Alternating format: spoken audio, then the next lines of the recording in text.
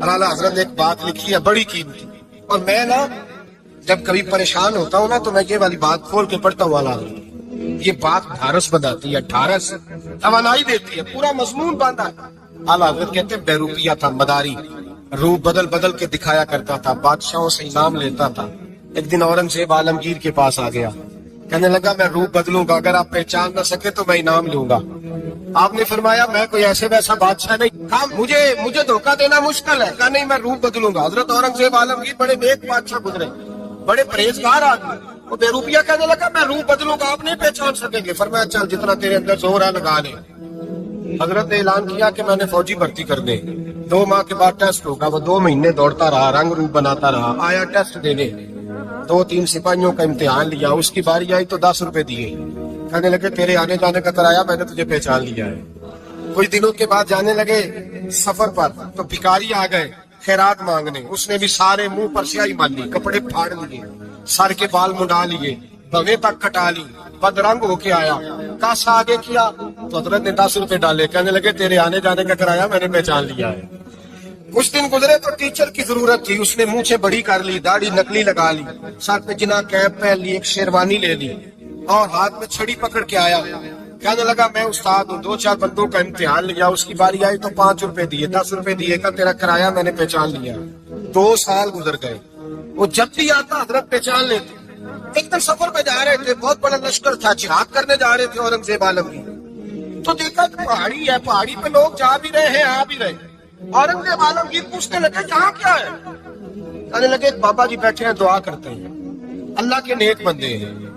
اورنگزیب کہنے لگے یار پرانے لوگ سارے ہی اللہ والوں کو مانتے، یہ بھی مصیبت آئی ہے جتنی نہیں آئی ہے، سارے لوگ ہی مانتے۔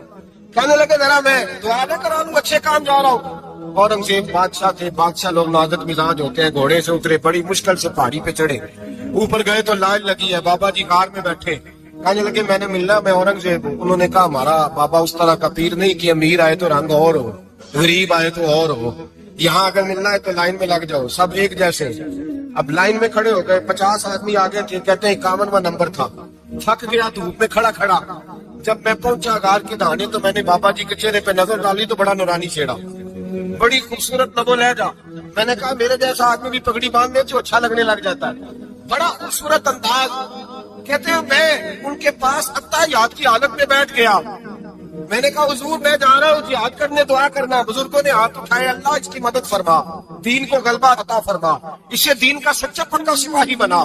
پھر تھپکی دی، 2-4 نصیحتیں بھی کر ڈالی، دیکھنا ظلم نہ کرنا، زیادتی نہ کرنا، جب تم جیت فخر نہ کرنا، غرور نہ کرنا، نصیحتیں بھی کر دی۔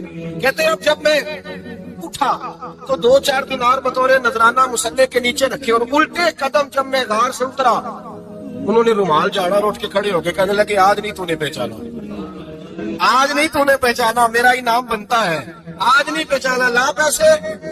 اورنگزیب کہنے لگا یار تو نے حد کر دی، کہاں چڑھا کہاں کھڑا رہا، دھوپ میں تھک گیا، کمال کر دی بھائی تو نے، بتا تو کیا لے گا، اب تو دیکھ جلدی بتا، وہ کتنے لوگ پیچھے دھوپ میں کھڑے ہیں، لشکر سارا کھڑا ہے، کیا لے گا؟ اس نے کہا سب سے قیمتی ہیرے وہ ہے جو تیرے سر کے تاج میں لگے ہوئے ہیں، مجھے تیرا تاج چاہیے۔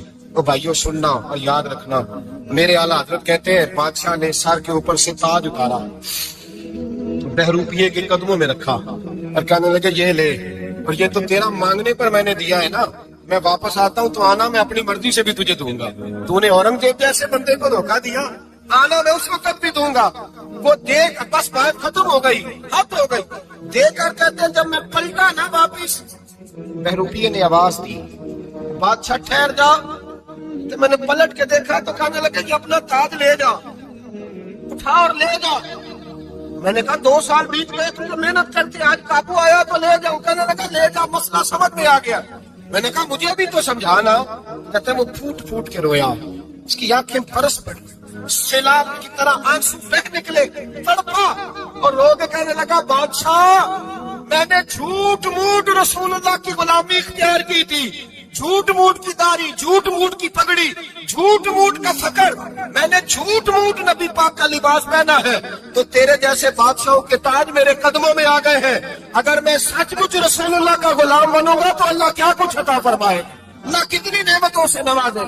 میرے اعلیٰ کیا فرماتے ہیں؟ اعلیٰ حضرت فرماتے ہیں فرشتے بھی کرتے ہیں تعظیم میری، کون جی؟ اللہ ایسا عقیدہ بھی کم ملے گا جو بریلی کے امام کا عقیدہ ہے، ایسا بھی کم. کہتے ہیں فرشتے بھی کرتے ہیں تعظیم میری. کیوں؟ فرمانے لگے فدا ہو کے ان پر یہ عزت ملی ہے. نہ دیکھو دنیا کیا کہتی ہے، یہ دیکھا کرو رسول اللہ کیا کہتے ہیں. نبی پاک چھوڑ دو ساری دنیا کے دھوکے، سارے فیشن، ساری رسومات، ساری تہمات چھوڑ دو، چھوڑ دو.